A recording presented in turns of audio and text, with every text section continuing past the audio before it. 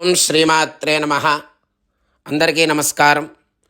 మునిశ్రేష్ఠులు జనక మహారాజుకి కార్తీక మాసంలో జరిగేటువంటి 4వ అధ్యాయాన్ని వివరింపజేస్తూ ఉన్నారు. ఓ ఈ జనక, కార్తీక మాసమునందు సర్వ సత్కార్యములు చేసిన శుభ ఫలితాన్ని చేకూదురు. దీపారాధన చేయవలను. దీనివలన మిగిలినటువంటి ఫలమునందుయు కూడా పొందుదురు అని తెలుపుతూ ఉన్నారు. శివకేశవులు ప్రీత్యర్థం శివాలయమునందైనా విష్ణువాలయమునందైనా సరే వారి వారి శక్త్యానుసారము దీపారాధన చేయవలను. సూర్యాస్తమయముందు కానీ దీపమును వెలిగించినటువంటి వారు సర్వ పాపములో పోగొట్టుకుని వైకుంఠ ప్రాప్తి పొందుదురు. కార్తీక మాసమనందు హరిహరాదుల సన్నిధిలో ఆవునేతితో, కొబ్బరి నూనెతో, అవిసె నూనెతో, విప్ప నూనెతో ఏదీ దొరకనప్పుడు ఆముదముతోనైనా సరే దీపం వెలిగించవలెను. దీపారాధన ఏ నూనెతో చేసినను మిగిలినటువంటి పుణ్యాత్ములు గావుదురు, భక్తిపరులు గావును. అగుటయేగాక అష్టైశ్వర్యములు కలిగి శివ సాన్నిధ్యాన్ని చేకూదురు. శత్రుజిత్ కథ. పూర్వమున పాంచాల దేశమును పాలించినటువంటి మహారాజుకి సంతతి కొరకై అనేక యజ్ఞయాగాదులు చేసి తుదికి విసిగి చెంది గోదావరి తీరమును పరమభక్తితో తపస్సును చేస్తూ ఉన్నారట. అట్టి సమయమున పిప్పలాదుడు మునుపుంగుడు వచ్చి, ఓ పాంచాల రాజా, నీవు ఎందుకు ఇంత నిష్ఠాగరిష్ఠులతో తపాన్ని ఆచరింపజేస్తున్నావు? నీ యొక్క కామ్యము ఏమిటి అని ప్రశ్నించగా ఆ మహారాజు ఈ విధముగా తెలుపుతూ ఉన్నారు. ఋషిపుంగవా, నాకు అష్టైశ్వర్యములో ఉన్నవి, రాజ్యము సిరి సంపదలో ఉన్నవి, కానీ నా యొక్క వంశము నిలుపుట కొరకై సంతానము లేదయ్యా. అందునిమిత్తమై ఈ యొక్క తపస్సును చేస్తున్నాను అని తెలుపగా, ఓయి కార్తీక మాసమున శివ సన్నిధిని చేరుకుని పరమేశ్వరుడికి ప్రీతిగా దీపారాధన చేసిన ఎడల నీ యొక్క కోరిక నెరవేరగలదు అని ఆ యొక్క ఋషిపుంగవులు వివరణ తెలిపినారట. వెంటనే ఆ యొక్క పాంచాలరాజు తన యొక్క దేశానికి వెళ్ళి పుత్రప్రాప్తికై అతి భక్తితో శివాలయమున కార్తీక మాసము 4 రోజులు కూడా దీపారాధన చేయించినారు. దాన ధర్మాలతో నియమానుసారముగా వ్రతమును చేసి ప్రసాదములను ప్రజలకు పంచిపెట్టి విడవకుండా ప్రతి మాసమునందును కూడా ఇదే విధముగా చేస్తూ ఉన్నారట. తత్పుణ్యకార్యము వలన ఆ యొక్క రాజు భార్య గర్భవతి అయినది. గర్భాన్ని దాల్చినటువంటి పిమ్మట 9వ మాసములో నిండిన తర్వాత 10వ మాసమున ఒక కుమారుడికి జన్మనిచ్చినదట. ఆ యొక్క కుమారుడు దినదిన ప్రవర్ధమానముగా విరాజులుతూ ఉన్నారు.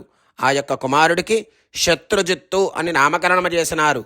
ఆనాటి నుండి కూడా ఆ యొక్క పాంచాలరాజు ప్రతి సంవత్సరము కూడా కార్తీక మాస దీపారాధన తప్పకుండా ఆచరింపజేయాలి అని చెప్పి దేశమంతటూ కూడా చాటింపు వేసినారట. ఆ యొక్క రాజకుమారుడు శత్రుజిత్తు దినదిన ప్రవర్ధమానముగా సకల శాస్త్రములు చదివి ధనుర్విద్య, కత్తిసాము మొదలగువన్నీ కూడా నేర్చుకున్నాడట. కానీ యవ్వనము రాగానే దుష్టుల సహవాసము చేతను, తల్లిదండ్రుల గారాభము చేతను తన కంటికి కడిపినటువంటి స్త్రీలందరినీ కూడా బలాత్కరించి చేస్తూ ఉన్నాడట. ఆ తల్లిదండ్రులు కూడా తమకు లేక లేక కలిగినటువంటి కుమారుడని చూచి చూడనట్లు విడిచిపెట్టేసినారు. శత్రుజిత్తు ఆ రాజ్యములో తన యొక్క కార్యములకు అడ్డు చెప్పు వారులందరినీ కూడా కత్తితో నరికి ప్రజలను భయంకపితులై చేసి ఉండేటువంటి వాడుట. అటులు తిరుగుతూ ఉండగా ఒకానొక రోజున బ్రాహ్మణ బడుచును చూచుట తటస్థించేసినాడు. ఆమె ఒక ఉత్తమ బ్రాహ్మణుని యొక్క భార్య. చాలా రూపవతిగా, ఆమె యొక్క అందచందములకు వర్ణించుటకై మన్మధుడకైనను అవశ్యము లేదుట. అట్టి స్త్రీని చూడగానే ఆ రాజకుమారునికి మతి భ్రమించి కొయ్యబొమ్మ వలె నిశ్చేష్టుడై కామ వికారముతో ఆమెను సమీపించి తన యొక్క కామవాంఛను తెలియజేసినాడు. ఆమె కూడా అతని యొక్క సౌందర్యానికి ముగ్ధురాలై కులము, శీలము, సిగ్గు విడిచి అతని చెయ్యబట్టుకుని తన యొక్క వశమైనది. ఆ యొక్క వారిద్దరూ కూడా ఒకానొక సమయమున కార్తీక శుద్ధ పౌర్ణమి రోజున ఆ ప్రేమికులిరువురు కూడా శివాలయములో కలుసుకోవాలని చెప్పి నిర్ణయించుకున్నారట. ఎవరికి వారు రహస్య మార్గమున బయలుదేరి శివాలయానికి చేరుకున్నారట. ఈ సంగతి ఆ యొక్క స్త్రీ యొక్క భర్తకి తెలిసినది. ఆ బ్రాహ్మణుడు అంతకుముందే కత్తితో సహా బయలుదేరి గర్భగుడిలో దాగి ఉన్నాడు. ఆ కాముకులిద్దరినీ కూడా గుడిలో కలుసుకునేటువంటి సమయమున చీకటిగా ఉన్నది. చీకటి ఉన్నది కదా, దీపమైనా ఉంటే బాగుండును అని చెప్పి అనుకోగా ఆ రాకుమారుడు ఈ విధముగా అన్నాడట.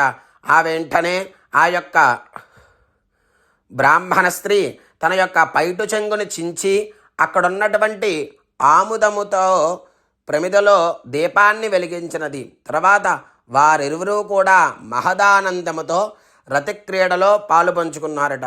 అదే అదునుగా తీసుకుని తమ యొక్క భర్త తన యొక్క ప్రేమకుణ్ణి ఒక్క వ్రేటుతో చంపినాడట. తన యొక్క భార్యను కూడా చంపినాడట. ఆ రాజకుమారుని ఖండించి తాను కూడా పొడుచుకుని మరణించినారట.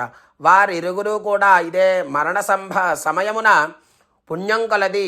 ఆ రోజున కార్తీక శుద్ధ పౌర్ణమి రోజు సోమవారం ఒకటి వలన ఆ రోజు ముగ్గురు కూడా చనిపోవటం వలన శివదూతలు ప్రేమికులిరువురిని కూడా తీసుకుని పోవుట, యమదూతలు వచ్చి బ్రాహ్మణ్ణి కూడా తీసుకువెళ్ళినారట. ఆ బ్రాహ్మణుడికి ఈ సందేహం కలిగినది. యమదూతలను చూచి బ్రాహ్మణుడు ఈ విధముగా అరుగుతూ ఉన్నారట. ఓ దూతలారా, నన్ను తీసుకువెళ్ళటకు మీరు ఎలా వచ్చినారు? ఆ కామాంధరిద్దరూ కూడా కన్నో మిన్నో తెలియక పశుప్రాయముగా వ్యవహరించిన ఆ వ్యభిచారుల కొరకు శివదూతలు విమానములో వచ్చుటెలా చిత్రముగానున్నదే అని ప్రశ్నించినారట.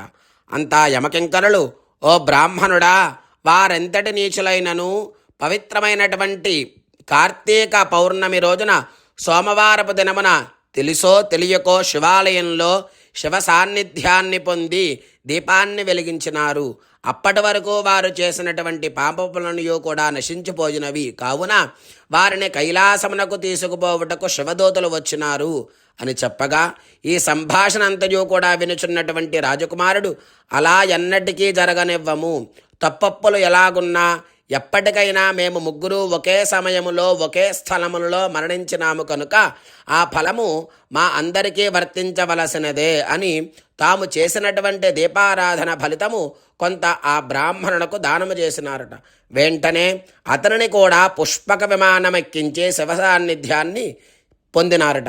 వింటివా రాజా, శివాలయంలో దీపారాధన చేయుట వలన ఆ ప్రేమికులు చేసినటువంటి పాపములన్నయూ పోవుటయేగాక కైలాస ప్రాప్తి కూడా పొందినారు. కాన కార్తీక మాసములో నక్షత్రమాలయందు దీపమునుంచినటువంటి వారు జన్యరాహిత్యము పొందుదురు అని తెలిపినారు. ఇది చతుర్థోధ్యాయ సమాప్తః.